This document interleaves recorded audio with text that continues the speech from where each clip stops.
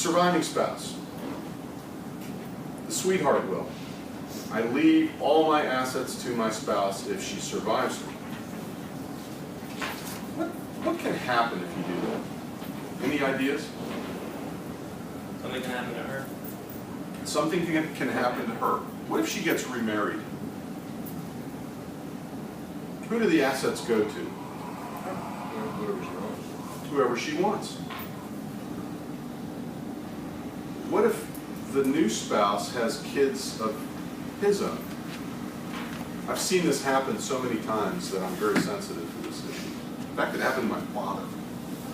I'll never forget this. He was very bitter about his father when his father died. He left everything to his second spouse. His first spouse, my dad's mother, my grandmother, passed away at a very young age.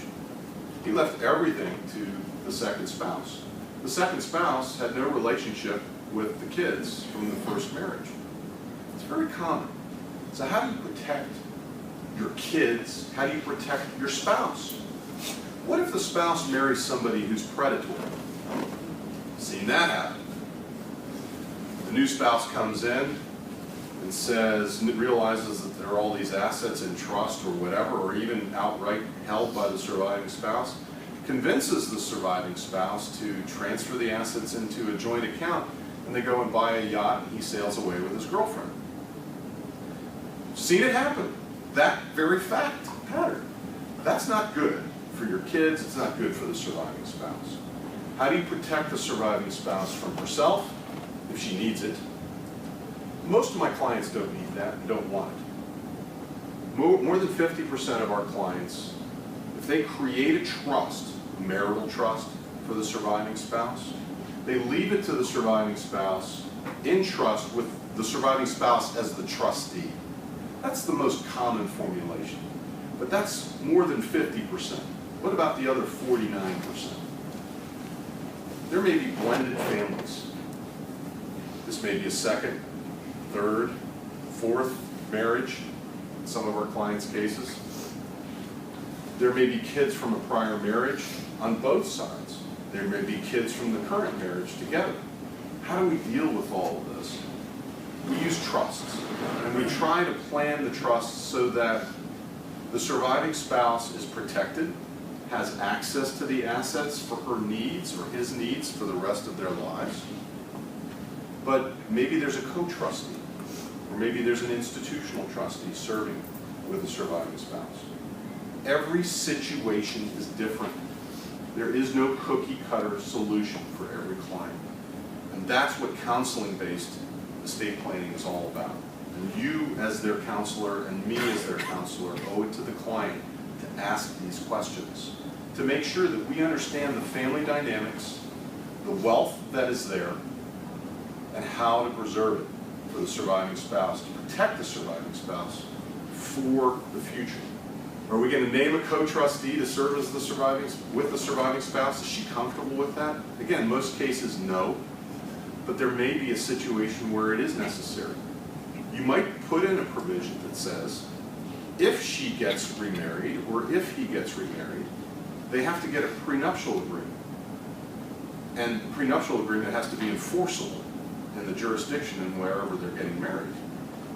If it's not, or if they don't get the prenup, then we'll put a co-trustee at that point with the surviving spouse. Again, it's protecting the assets for the surviving spouse, but also for the benefit of the kids. Most of my clients opt not to do even that, but still there's a significant minority that are becoming sensitive to this remarriage issue. How many of you, by a show of hands, have clients that have trusts and estates that distribute 1/3 of the assets to the kids at age 25, 1/2 of the assets at age 30, and all of it at age 35? That's pretty significant. And it requires distribution of those assets, doesn't it? Well, the first thing that we typically counsel our clients on is don't just distribute the asset to the client. Make it available for withdrawal. There's a big difference. In the first case, the trustee is required to distribute everything out. In the second case, in the latter case, the beneficiary has the right to withdraw the asset, meaning that they can leave, they can opt to leave the assets in trust. Why is that good? Same reasons. They could remarry or they could get married. They could get married in the first instance. Can their spouse get at those assets if they're in the trust, even if the child has the right to withdraw it, and even if the child is serving as his or her own trustee? In all 50 states except Colorado, the answer is the spouse can't get it.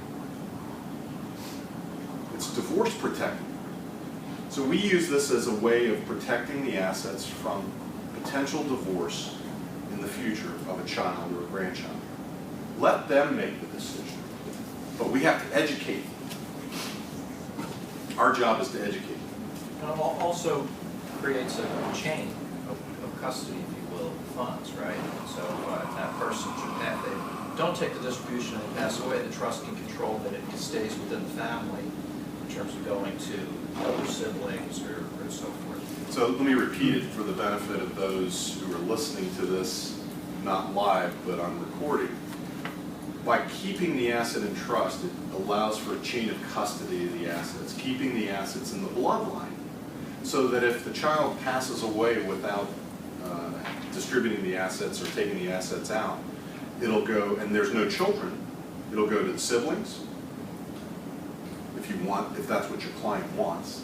And again, these are issues that you want to talk about with the client. The estate planner should be doing this, but not all estate planners do that.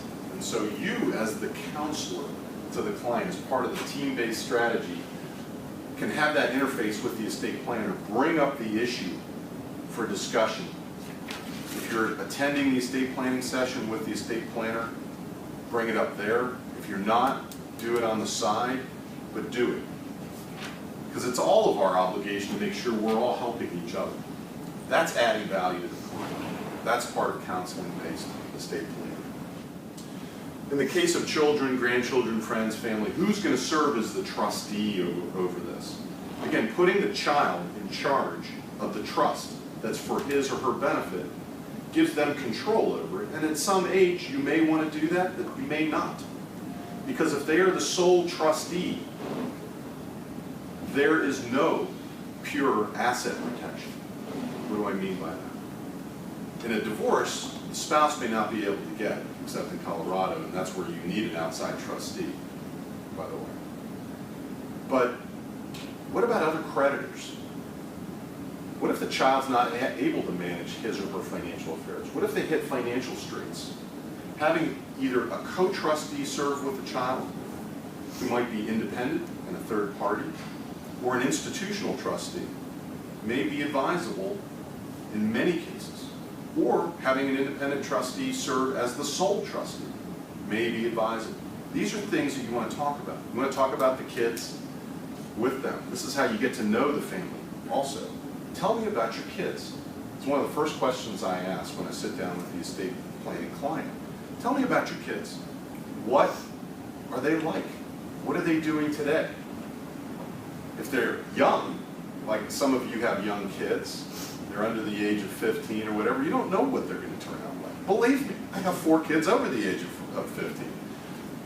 When they were under the age of 15, I thought they would do completely the opposite of what they're doing today. In any event, you never know until things happen. And so things change over time, and that also militates to a continuum of care mentality. So you all are meeting with your clients periodically, quarterly in some cases, semi-annually, annually, whatever you're doing with the client, however often you're meeting with them. These are things that you should be bringing up with them in addition to the asset performance and the strategy of how you're going to be investing in